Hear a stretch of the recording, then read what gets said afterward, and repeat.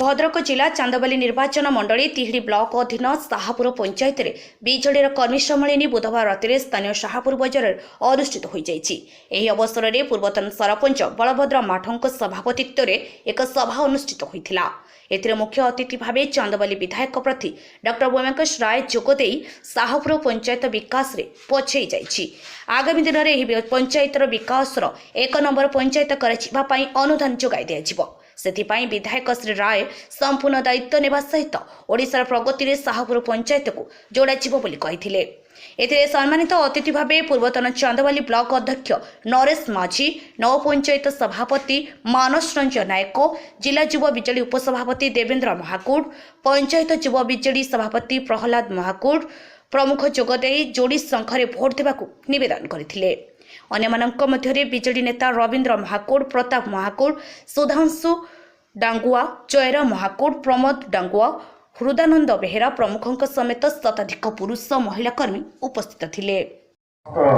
नेतृमंडली युव सभापति आरंभ करी अन्य समस्त नेतृमंडली आमे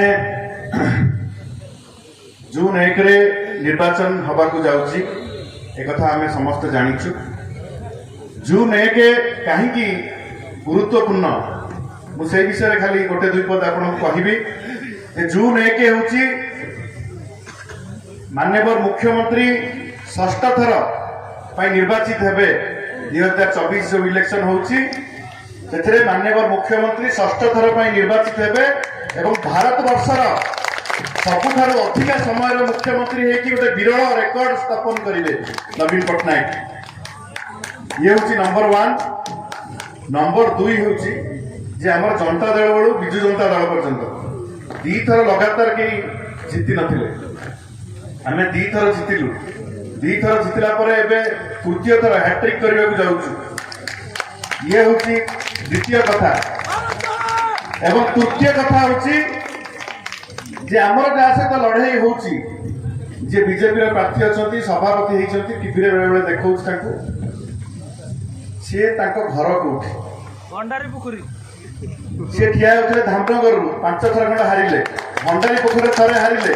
तापर चांदबाली रे आपन को आशीर्वाद रू 2 थर से हारछी। एथर भी हारि की पड़े एथर भी हारिबे।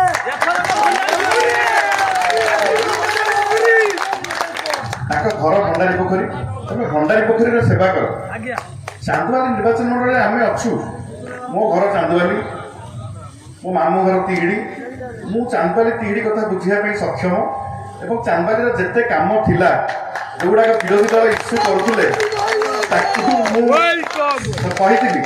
सबू काम सारी निर्वाचन को जीवी। सिंहपुर पंचायत रे विजु जनता दल कर्मी सम्मेलन अनुष्ठित हो जाइए।